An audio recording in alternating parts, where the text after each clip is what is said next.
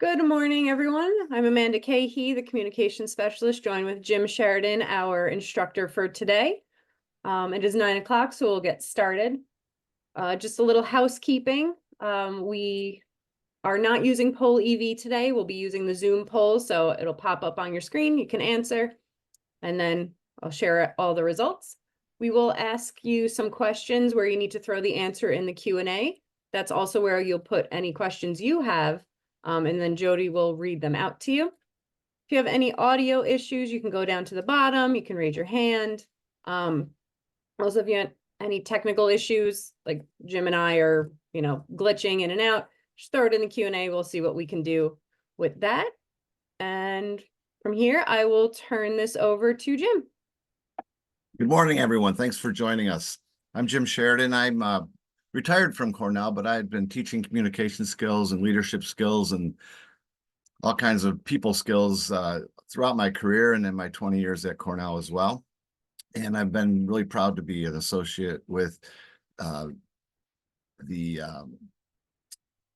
Cornell Local Roads program and Department of Transportation and those types of things. So what I want to do today is focus primarily on things that you need to know at work around communication. I'm going to talk about expectation setting and communication, listening, and then giving feedback. I think those are the things that I used most of my career and that I know most really good leaders used as well. And certainly communication skills are useful no matter what your position. Don't have to be a leader, not to be a manager, a supervisor, or a foreman. A team member is really all we want everyone to be and need to be when we're at work. And so communication enhances teamwork. So I think that Amanda described the bottom of your screen and how you can raise your hand and those types of things. And that's why we put that slide in there. So our first poll, who do you work for? Town, country, city or village, state, federal, tribal? Let us know.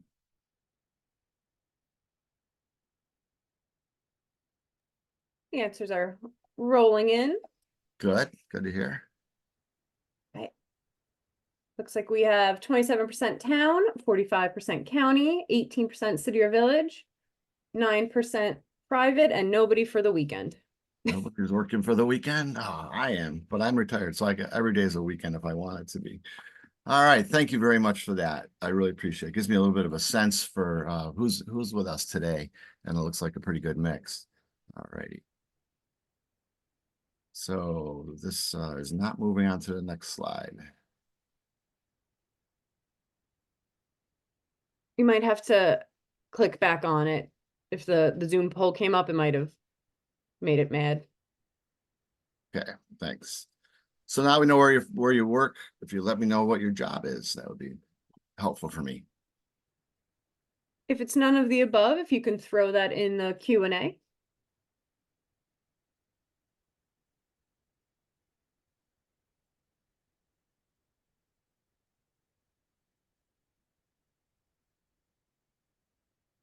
All right, it looks we have 9% administration, 27% superintendent or commissioner, 45% engineer, and 18% field crew. Excellent. Okay, no board members and none of the aboves. Alrighty. And where are you located? I'm here in the town of Geddes in New York State, right in pretty much the center of the state. So let me know where you are, and I think you would just write that in the chat. Yep, throw right in the Q&A and in the Q&A. Okay.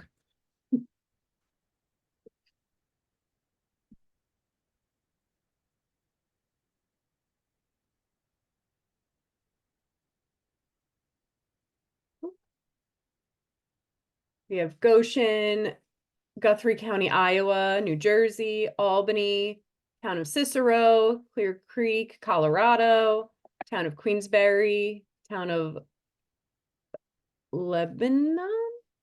Sorry if I mispronounced your name. Rye Brook, Port Chester. So we got some people across the country and some people more local.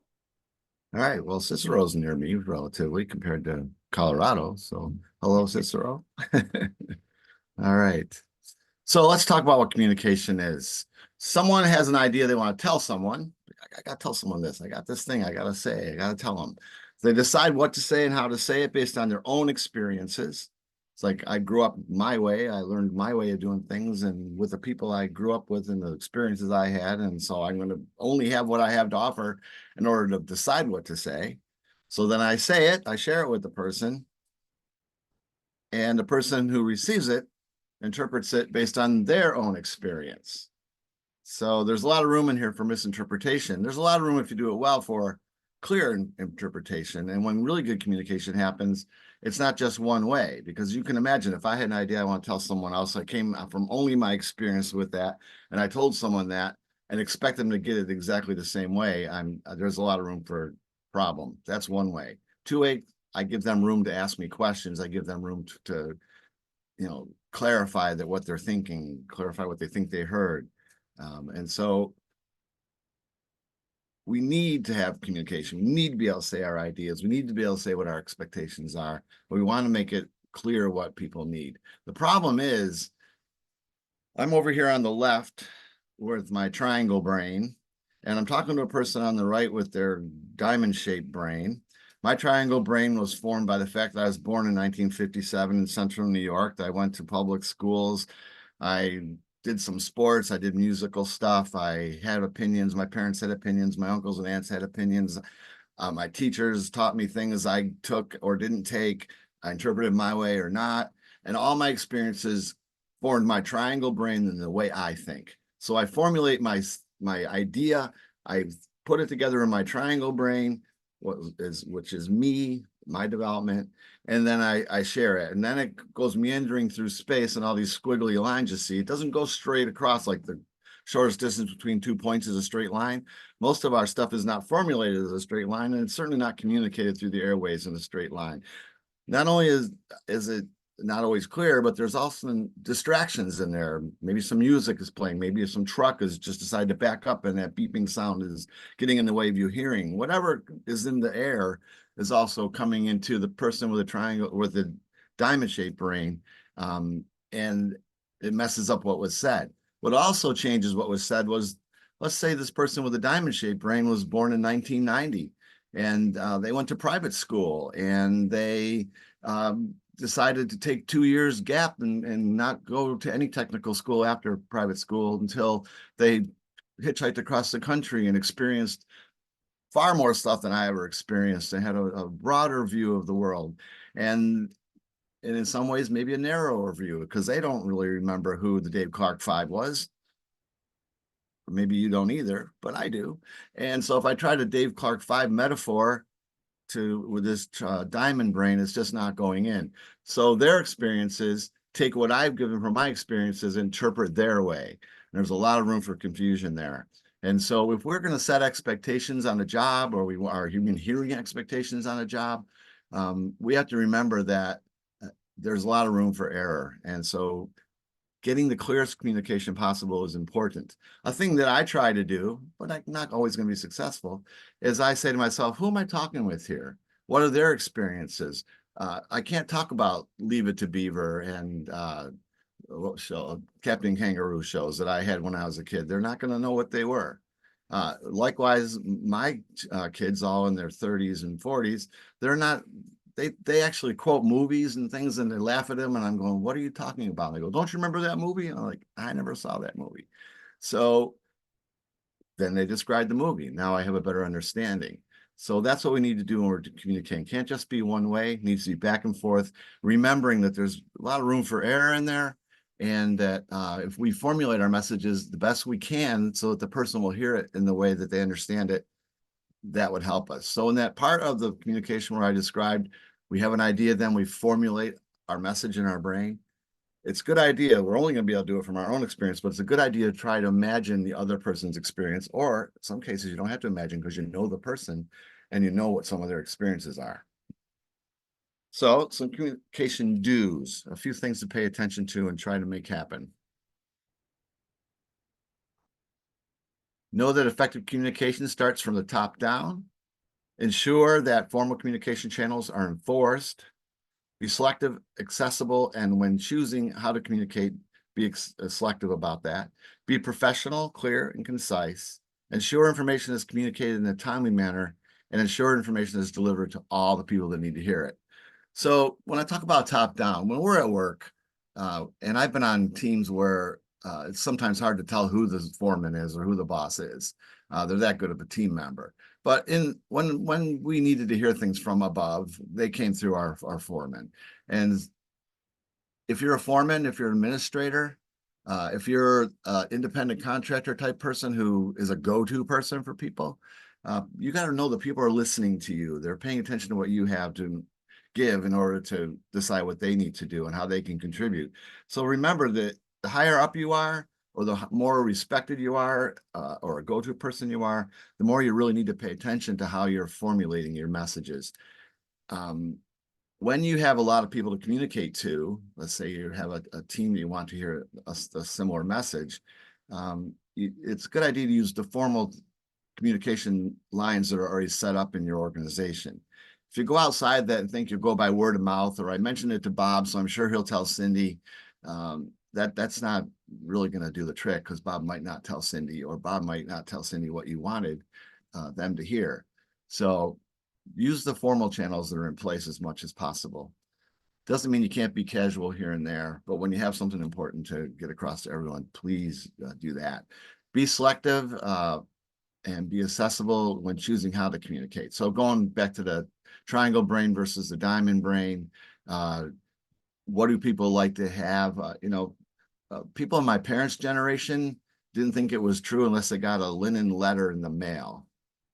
Today's generation smartly says, throw me a text. I don't really need to have a linen thing that comes in the mail. What do people want to have? What's their method they like to be communicated with? Try to use that as much as you can. And no matter what you're doing, be professional and concise. So you see those commercials for Grammarly, and the woman's writing a big long email, and then Grammarly fixes it to like 2 sentences. You want to be the one who fixes it to 2 sentences before you say it all. Try to cut the rambling out, get to your point. And even when you're doing a text or an email, people tend to be very casual on those. But if it's about work, I think the most clear and concise and professional you can be, regardless of the methodology you choose, is a really smart idea. Make sure that things that need to be communicated are communicated in a timely manner. And part of the timely manner is everybody who needs to hear it, hearing it at about the same time. And not way after the fact, or not when it's almost too late to do something. If you've known something for a week and a half and you forgot to tell anybody until 3 days before something, and it really causes them to have a difficult time getting it done, that's really not timely. That's not fair. Whether it's an expectation you're setting or even feedback. In fact, I think feedback needs to be given as soon as possible as well. And then who needs to hear it? Make sure everyone who needs to hear things gets that information, again, at around the same time. That way you cut back on the amount of rumors that happen, around the angst that could come up, and around the misinterpretations that can come up. So poor communication is everywhere, and there are problems that it causes. Health issues, safety issues, morale, people not being sure what to do. What are my goals? How do I do this? When do I do it? What does it look like? It causes delays, productivity goes down. You have to do things over. Nothing anyone likes to do. Often communication costs money, and you don't have a lot of money to play with. And so better communication, better use of dollars. And I think maybe more importantly, decreased reputation with all the people you're serving. How they look at you, how they look at your garage, how they look at your organization, how they look at your department. You want that to be stellar. You want them to say, our tax dollars are being well spent. We are served well. And that goes to how you communicate with them, as well as how you perform the services you perform. So if you don't communicate well, it's a good chance you won't perform the service as well. And Jim, yes, we have a question. Sure. It says, could you explain select accessibility? Selective accessibles. Be selective, and I probably should have said, and accessible when choosing how to communicate. So choose the right method for someone to hear it. For example, I know my youngest son, Daniel, he likes, from his work people, he likes to get his feedback in a text right after he's done something. I don't necessarily want to get feedback in text. I want to get feedback directly from the person, either face to face or on the phone, so we can chat about it. But he thinks that's kind of a waste of his time. He just wants, how did I do? Good. Okay, thank you. And I'm like, okay, well, what did I do well? Can we talk about that? So be selective and also accessible. Then I should have said selective and accessible. Be there, be there, be ready for questions. Be immediate, I guess, is what I meant. I hope that helped. All right. So we can see that poor communication causes problems. I guess we all knew that. That's probably why we just decided to show up today. So what are some of your communication issues? Let us know in the Q&A what the issues you see in your work.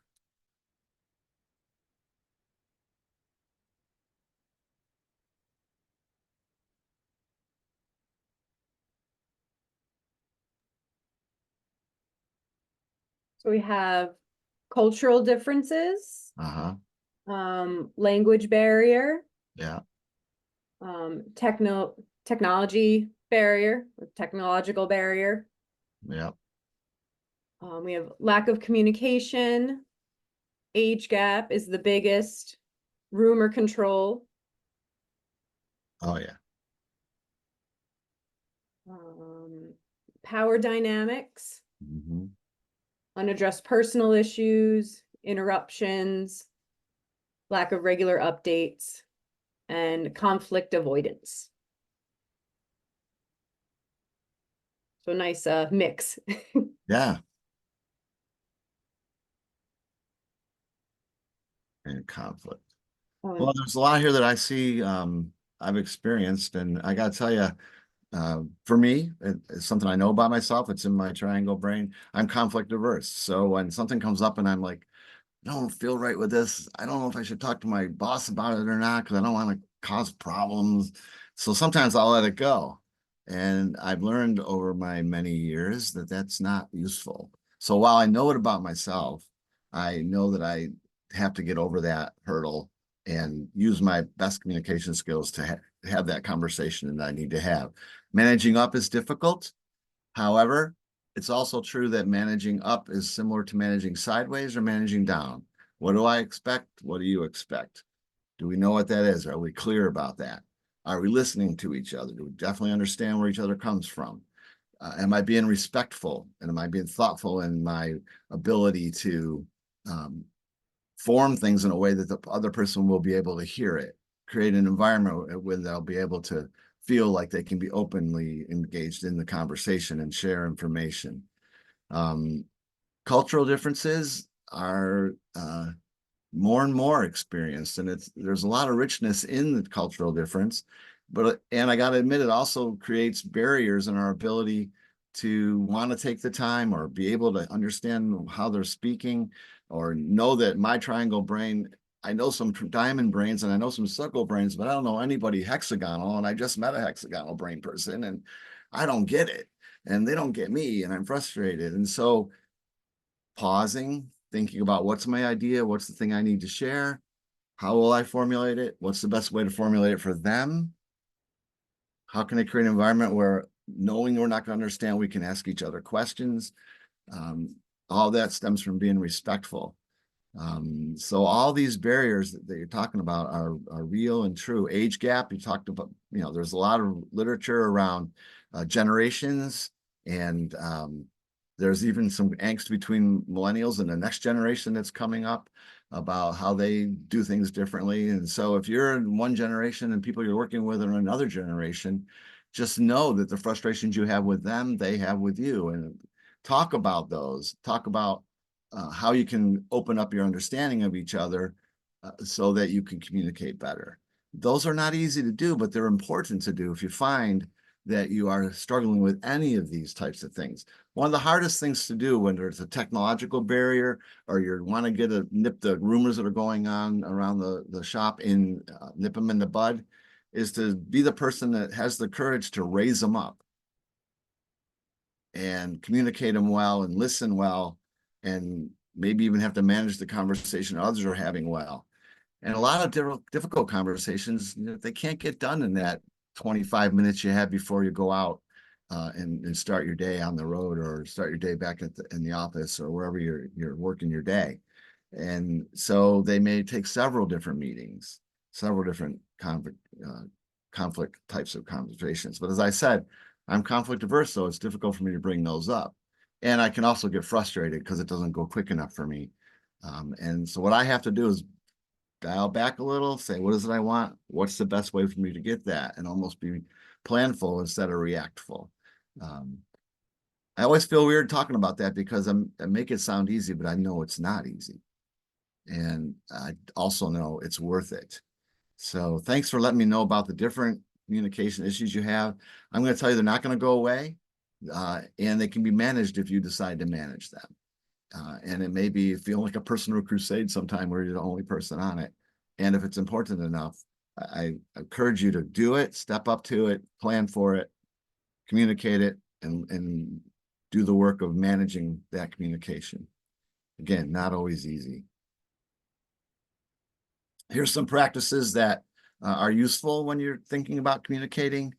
Even with all the technology we have, face-to-face is the best, even though I like Zoom because it's kind of like the old Jetsons TV show here. I'm talking from my triangle brain, but the old commercial, they used to have telephones that you could see each other, and we all thought that was going to be impossible forever. Well, here we are now in Zoom, and I can see people's faces usually when I'm in a Zoom, and I can get a much better read than I can just by hearing their voice on a phone or reading a text. So face-to-face is best. If you have a really tough thing to talk about, I really encourage face-to-face because you can read each other, you can take the time, and you can decide what to do from there.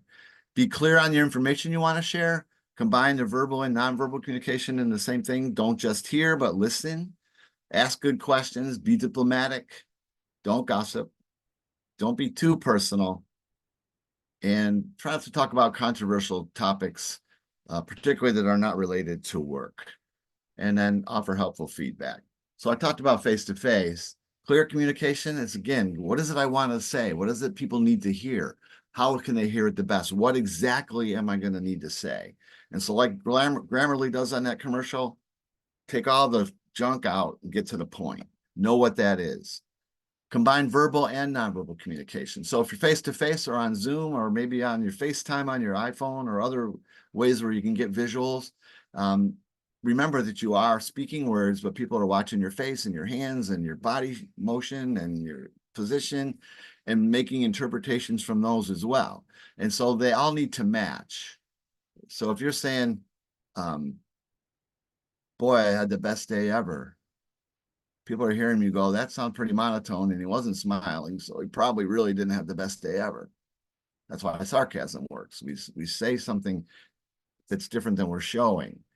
And so, oh, I had the best day ever. Sounds a lot more like everything is true about that. Combine verbal and nonverbal communication. Can't emphasize number 4 enough. Don't just hear, because we all hear. The noise comes in our ears. We might grab some of it and interpret parts of it and get a little bit of it and decide something from that. But really listen. What is it they said? What's the content? How are they feeling about it? What do I really need to know from that? What don't I know enough about? How can I ask about that? So listening is active when you're at work. It's really a level 3 listening. Level 1 listening is where you're like just chit-chatting, stuff's going on, no big deal, don't have to remember anything. Level 2, you're listening mostly for content. What is it? Move here, go there, put this there. Okay, got it, content. But listening for full meaning is active level 3. I'm in it, back and forth. I'm doing a lot of work to understand things. When you're a good listener, you figure out what questions to ask, and you need to ask questions if you're unclear on something, or if you are in a situation where you just don't know what to do on that. Conflict, or even just any conversation, but ones you might worry would turn into conflicts, be very diplomatic, respectful, try to understand the other person. When you have an emotional reaction, try to set that aside for a little bit and just grab the content and understand the emotion, but work out of understanding content. assume positive intent. The other person assume, you know, might be making a little crazy, or you're not, do you think they're being nasty, or you think that they're after you, or whatever negative thing you might think. If you assume in these conversations they mean well, they're just not doing it well. They mean well, they're not doing it well, and my reaction is negative. So if you assume they mean well, it's easier to be diplomatic and to ask questions and to stay level. I said easier, I didn't say easy. All right, it's not always easy. If you find yourself getting hooked in, it might be best to restate what you understand and then hold the rest of the conversation for a time when you're not going to be emotional about it. Refrain from gossip. It came up as one of the problems. Rumor controls. One of the ways to stop rumor control, control rumors, is to nip them in the bud and say, here's what I know about that. What was your source for this? Here's what I know about that. What would be the best source? Let's go ask them. And instead of passing gossip on, or being the person who will listen to all the gossip, because that encourages people to listen. So when gossip occurs, say, where did you get that? What's the efficacy of that? And why don't we go to the source on this and find out more about it? Avoid being too personal with your coworkers. Well, that's more for too much information kind of stuff. There's going to be in every work team a level at which everyone goes, you know, we don't need to know that stuff. And it's here because sometimes people give you more than you need to know, and it causes problems for you and for others. Sure, we need to be personal. We need to share information about ourselves. We need to let people know who we are, what's important to us. For me, I like it if I know my coworkers, if they have a family, what's that family like? Who are they? If they love dogs, you know, I like to know that. If they're a birder, if they're someone who has a hobby, you know, I like to know those kind of things, but I don't necessarily need to know how much they hate the candidate I like. Those kind of things can really get in the way. Avoid discussing controversial topics in groups, and that's not groups, it should be groups. Controversial, now, if a work issue needs to be raised, it needs to be raised. But I'm talking about things you don't need to talk about at work necessarily. But, you know, so there are sometimes controversies within the workplace, and if they need to be talked about, you need to raise them in a thoughtful way. But otherwise, leave them out. They just cause problems. And then offer people feedback. And I like the word helpful. I got that from one of the definitions I'll show you in a little while around feedback. Helpful feedback. That's designed to let someone decide if they want to do something differently because you pointed out how it could help them. And we'll talk about how to do that a little bit. So communicating expectations, one of the first places I want to go before we go into listening and feedback. The lack of clearly understood expectations is the source of much difficulty in relationships, the cause of most conflicts, and the beginning of poor performance in your organization. And my experience has shown that this is all true.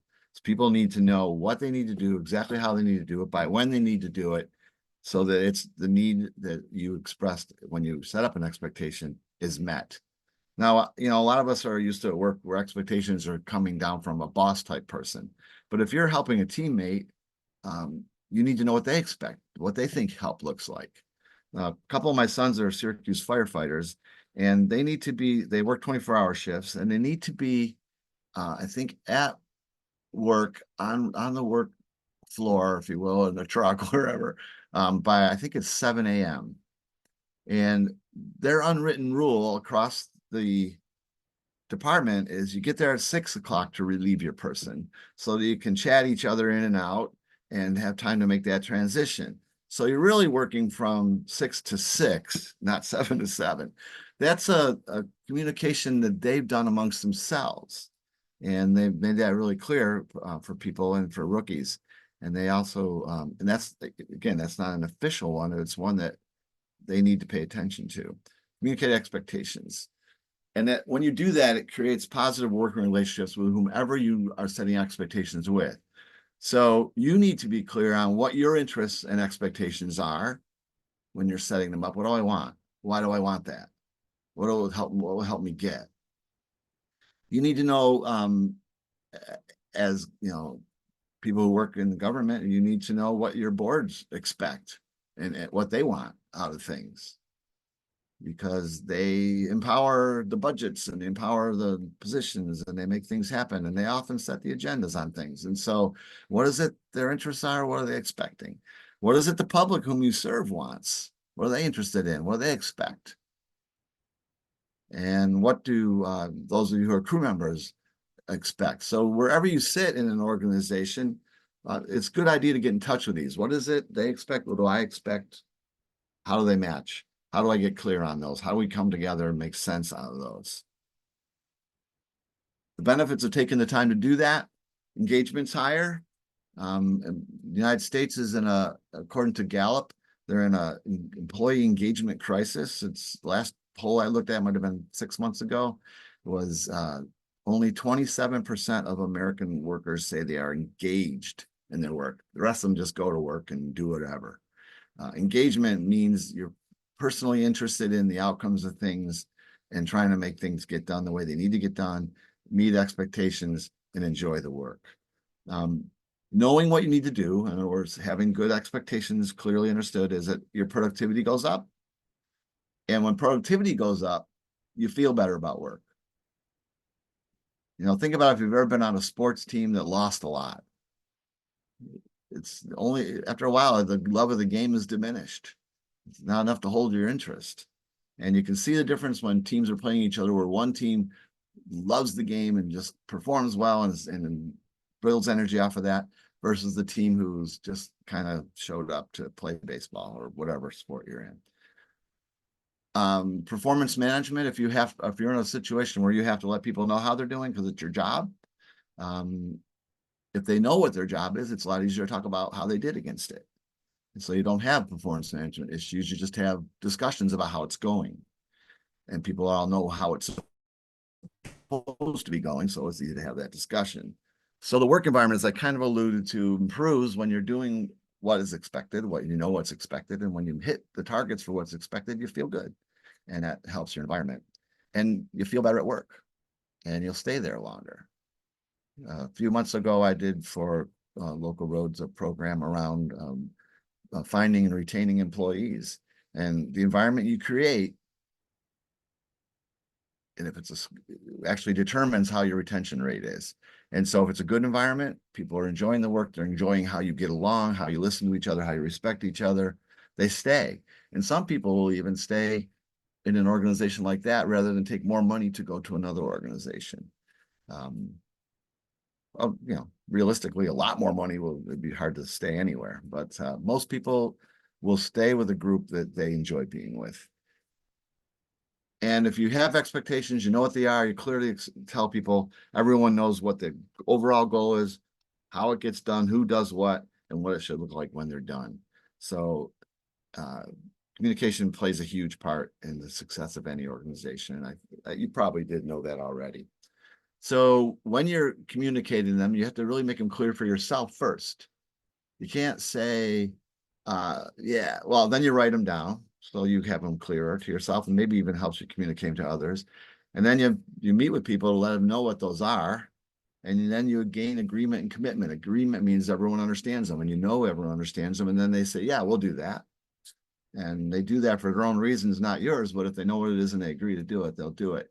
If you don't make expectations clear, it's kind of like saying to someone, hey, go build me a house. And they run off and they build you a house that looks like one they would build. And they say, I built your house, come and see it. And you walk in and it's nothing like what you pictured when you said, go build me a house. That's why architects, builders draw big pictures of houses, and they make the, you know, this material and this much distance and all this concrete and they very clearly lay out everything it takes. And then they tell the people, here's the plan, look at the plan, here's how we're going to build this house. Everyone's agreed this is the house we want, let's go do it. The chances are the house you end up with will be what you wanted. So think about it like building a house. I'm going to build a house and I'm going to spend a lot of money in it. I want it to be what I want. How will I ensure it's what I want? Make them clear for myself so I can write them down, make them clear for others, talk about those, get agreement to that. How to communicate. So here's 6 steps that I liked that I found on Better Up Communication blog. And solidify your expectations, give a purpose, confirm things, check back, hold regular meetings, hold one-on-ones. So number 1 is not going to be a surprise because I've talked about that quite a bit already. You know, I talked a little bit about purpose. Let's explore these a little bit. In solidifying your expectations, be sure you know exactly and specifically what you expect. What house am I building? Don't be ambiguous when it comes to what you're asking people to do. Make it clear at the beginning, ensure they know what to do, and they also know what to do if things come up. You know, they kind of know what questions asked because they know what they have and how it's different than what's expected, and they can go figure out how to fill the gaps on those. So, know what you want, be very clear on that right from the start, and let people know how to talk about differences. Let people know why they're doing something. People, especially the youngest 2 generations entering the workforce right now, but I got to tell you, I think every person, they want to know the purpose of their work. People are far more motivated to compete what's expected of them if they can relate to it. They find there's meaning in that. They think it's important. And so, you know, you can just do a task, you know, move the water bottle from here to here. That's your job. Move from here to here, move to here to here, move to here. Why are we doing that? There's no reason to do that. Well, unless there is a reason. What's the reason? So help people know what the reason is. I think most people are kind of like 2-year-olds and they say, why, mommy, why? And they're pulling on your shirt or whatever. We all want to know why. Why are we doing this? Why are we doing it this way? So give people the whys. Confirm. When you're assigning tasks, big tasks, small tasks, projects, but any task, and encourage people to write down or at least repeat back to you what you've explained is expected. And that helps it make sure everyone's on the same page around things. So, okay, so you want me to clean up the back of the garage, the back corner of the garage? Yeah, so that's great. Well, I can do that. And then I go clean it my way. And I come back and I say to who a person asked me to clean it up, they look at, I thought I told you to clean up the corner of the garage. I did. Well, that looks like hell. Well, what? What didn't happen there? One person didn't say what cleaned up the corner of the garage would look like to them, and the other person didn't ask questions about what it looks like. We went triangle brain to diamond brain without thinking. So at least repeat back. So what do you mean by what are you looking for with cleaning the garage corner? Well, I want this and this, and I think it would be better if that wasn't even here. Whatever they are, they would explain that. And they go, okay, so you want this and that and the other thing. Yep, that's what I want. Okay, good. Now we're on the same page. Seems really fundamental, but we don't do it very often. And sometimes we don't do it because we're afraid to admit that we don't know what they're talking about. Because we're supposed to know stuff.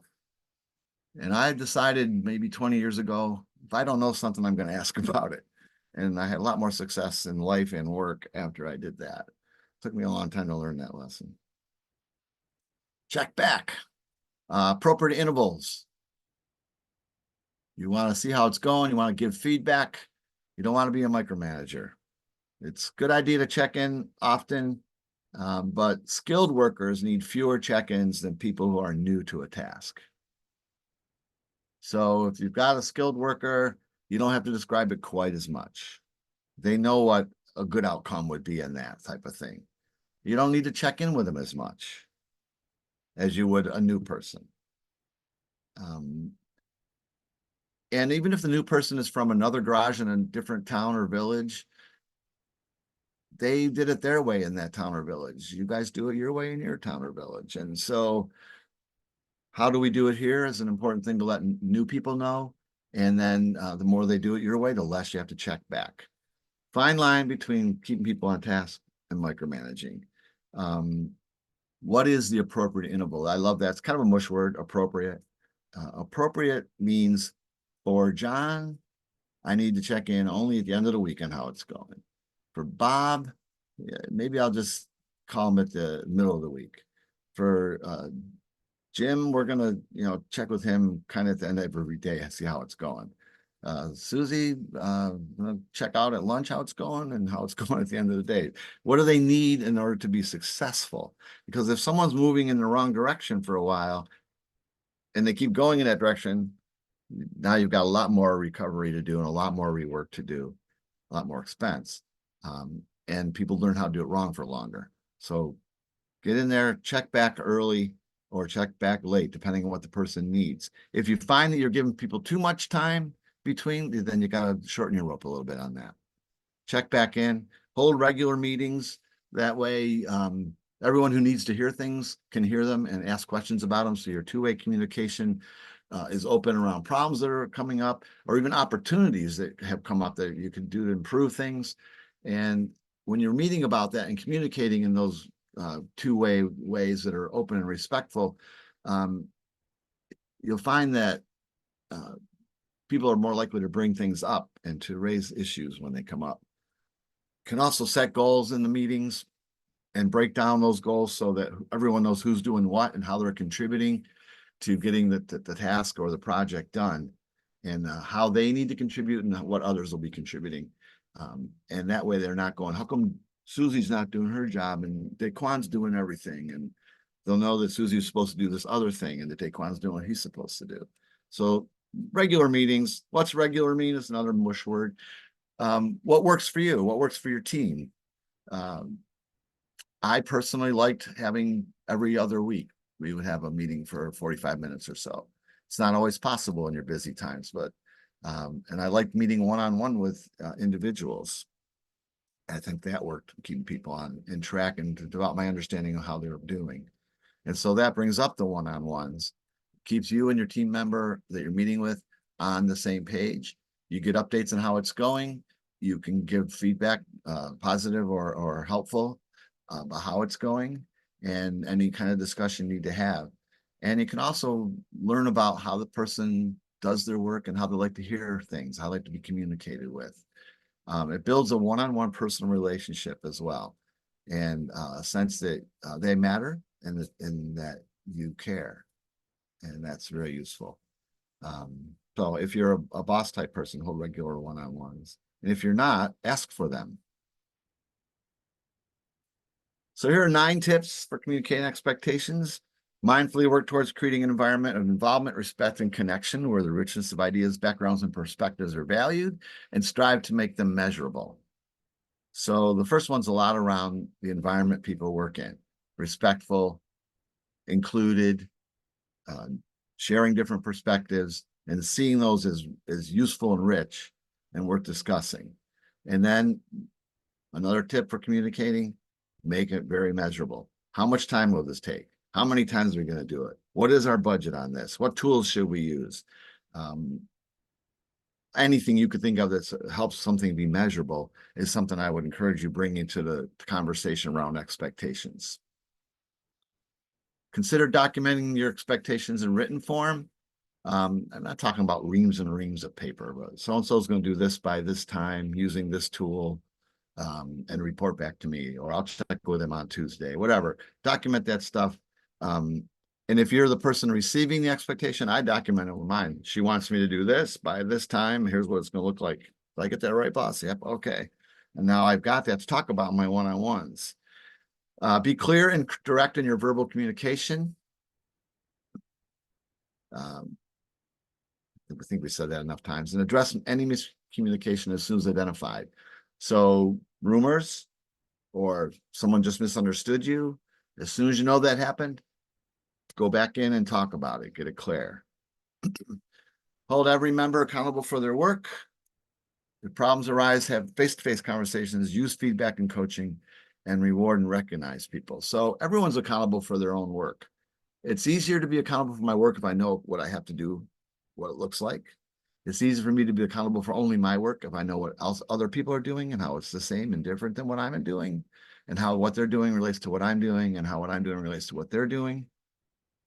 Then I don't spend a lot of time going, you know, Daquan's not doing his part. Okay. If Daquan's actually doing some other work that's important, I know about it. I don't think he's not doing work. If problems arise, I think I've already made the case for doing it face-to-face. The bigger the problem, the more imperative it is that you talk to each other face to face. Wherever you can, do it face to face. And feedback we'll talk about in a little bit and how important that is. And then, people have done well, reward them somehow. You don't have to give them a bar of gold, but you can get them a cup of coffee, or you can just mention it at a team meeting that someone did something, or even if it's what you expected. Hey, everybody, Mary did everything she needed to do and helped us be successful. Hey, thanks, Mary. That's all it takes sometimes. So let's move into listening. Basic steps that I always teach around listening. People are taking in what they hear, the noises coming in their ear. They're processing information. So me and my triangle brain, I form the hypothesis in my triangle brain going, yeah, based on someone born in 1957 who watched Captain Kangaroo and went to Oswego State and this is how I'm looking at what I just heard. And I make up my story. I make up my hypothesis about what it is and what it means. That's the human thing. That's what we do.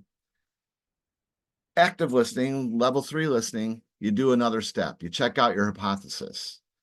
All right, well, here's what I decided. I wonder if I'm right. And we don't often ask ourselves, I wonder if I'm right. And we often don't check in with the other person. Did I get this right? But it could be as easy as just summarizing it. So you want me to go to Jeter Road and let Diego know the gravel won't be delivered until 2 and give him a ride back to the garage? Yeah, that's what I'm looking for. All right, I'll do it. All right, otherwise, I don't know. Did you say to bring him back to the garage? I can't remember. I think he did. All right, it's like you just say, here's what you wanted, right? Yep, that's what I wanted. Okay, we all agree. You told me you want him to go to Jeter Road and get Diego, or let Diego know the gravel won't be delivered. Okay, do that. Oh yeah. Also, you got to give him a ride back. Oh, great, thanks. So if they leave something out, you can let them know what they missed. Reflective listening is really useful when there's emotion present, and it's more than just go pick up Diego, tell him about the gravel. It's Diego's the guy you're asking to do this has a lot of feeling about how much they hate that you always send them on the go pick up Diego stuff, and they hate this, or so they say, oh man, you want me to go get Diego? And come on, really? Yeah, you're feeling really upset that I'm asking you to do that. The formula you're feeling about content, you're feeling emotional about content. Yeah, you're kind of upset that I'm asking you to go do that. Yeah. All right. Every time they give you a yeah or yes, their emotion lowers just a little bit. So they say, well, tell me more about it. What's going on? Well, he always this and he does that.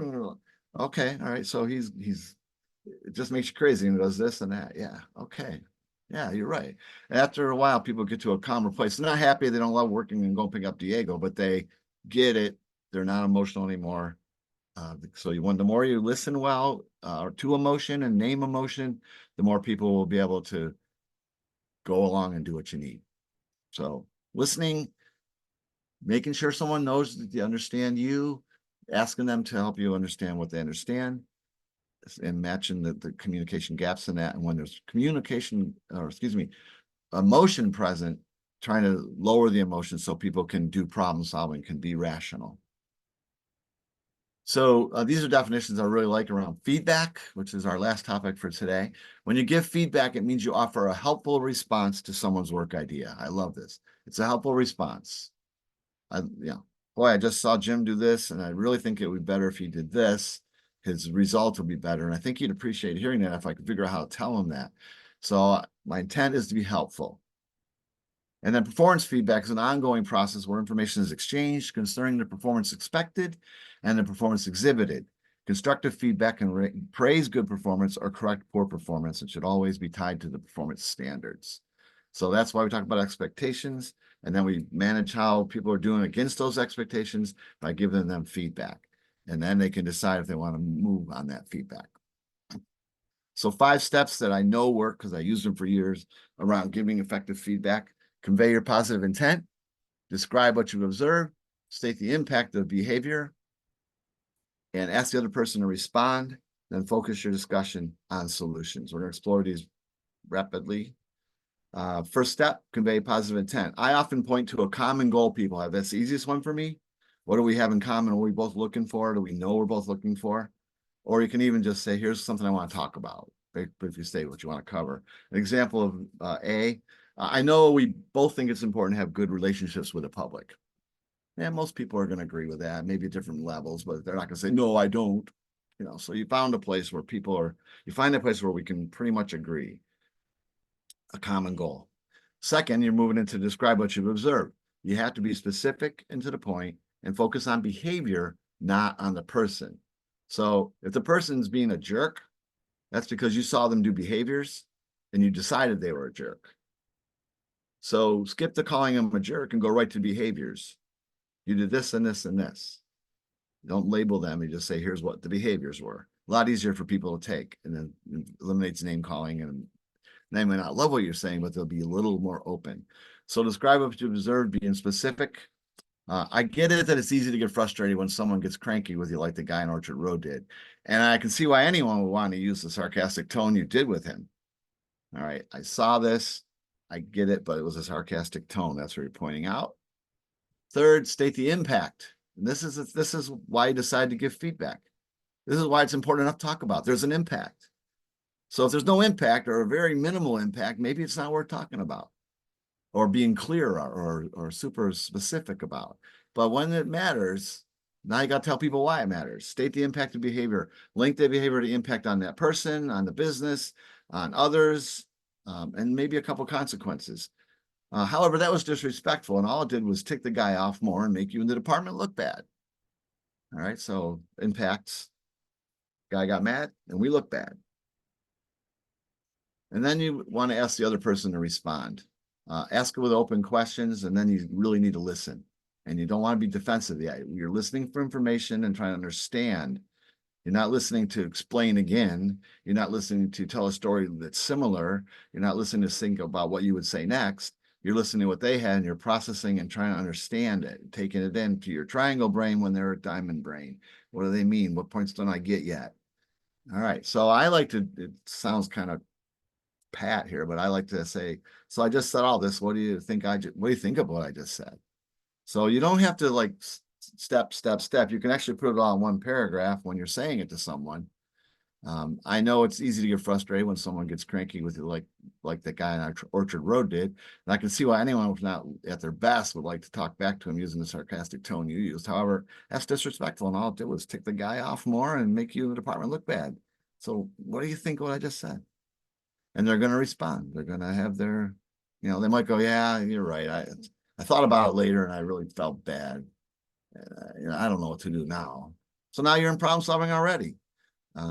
If they go, what are you talking about? I'm not putting up with that stuff. Well, now you got a lot more listening to do, a lot more conversation to have. Step 5, focus the discussion on solution. And that's where a lot more conversation comes in. When it's appropriate, ask for the change you want, be open to their solutions and brainstorm solutions together. Pick one or two and identify what's going to happen next.